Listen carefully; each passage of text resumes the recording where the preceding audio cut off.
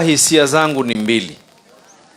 Hisia ya kwanza ni hisia ya huzuni kwa sababu barabara hii nilipita nayo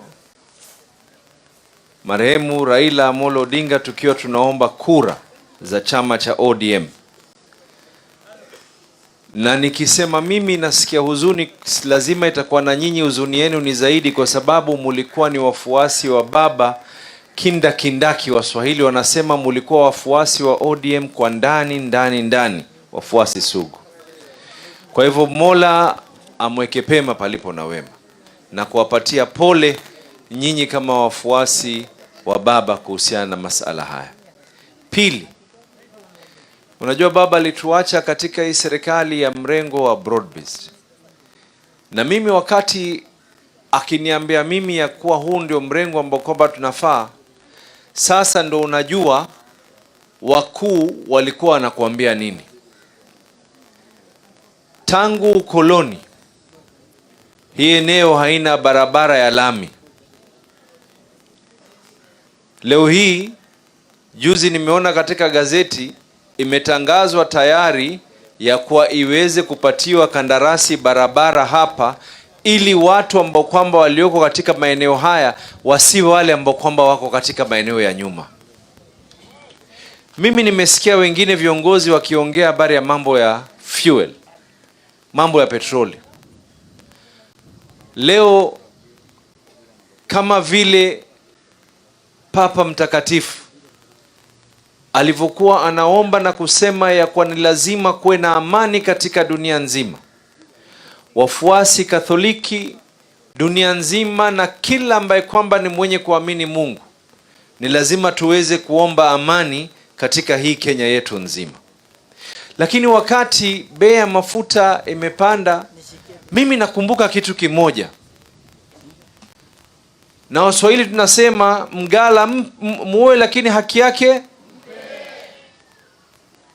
Hii kulipitishwa sheria, na Aaron Cheriot yuko hapa, na naona maseneta yuko hapa, seneta wetu Chemera yuko hapa pia, na kuna wabunge ambao kwamba wako hapa, dada yetu Gertrude. Hawa walipitisha sheria kupunguza ushuru dhidi ya mafuta, wakaipunguza kwa nadhani ilikuwa ni nusu siku. Kwa sababu nimeona wengine wanachukua video ya zamani ya William Samoei Ruto akizungumza na akisema ya kwa njia ya kupunguza bei ya mafuta ni lazima tupunguze ushuru.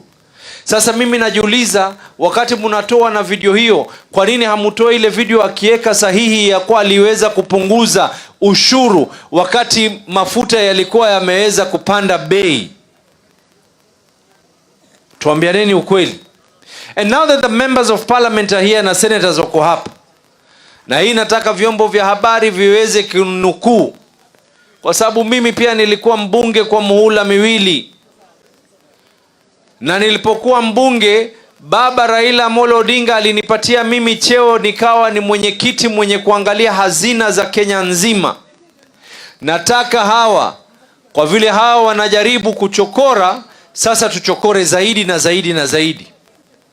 I want you to actually ask for a special audit, Senator, na wabunge walioko hapa.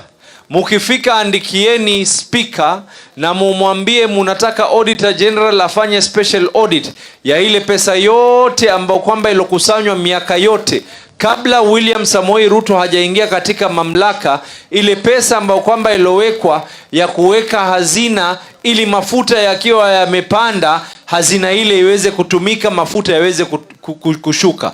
Kisha tuulizane ile pesa ilienda wapi. Na baada hapo mimi nitawaambia wana Katholiki waombe Mungu wale ambao kwamba ni matapeli.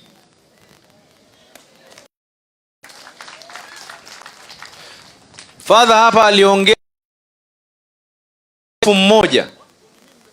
kipofu mmoja alisema sisi tuchukue samaki mmoja, kwa vile huu ni kipofu tumpatie wawili. Kipofu akaangalia samaki wake, alinipa wawili, wao walichukua watano. Mimi nawapatia kisa.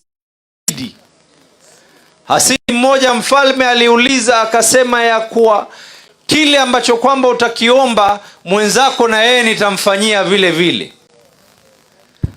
Akaangalia pale, akaona mwenzake ana jicho moja limeenda. Akamwambia mfalme, mimi kile ambacho kwamba nakiomba mimi, nitoe ili jicho langu moja, si kwa sababu nyingine, uhasidi, ili mwenzake awe ni kipofu kabisa.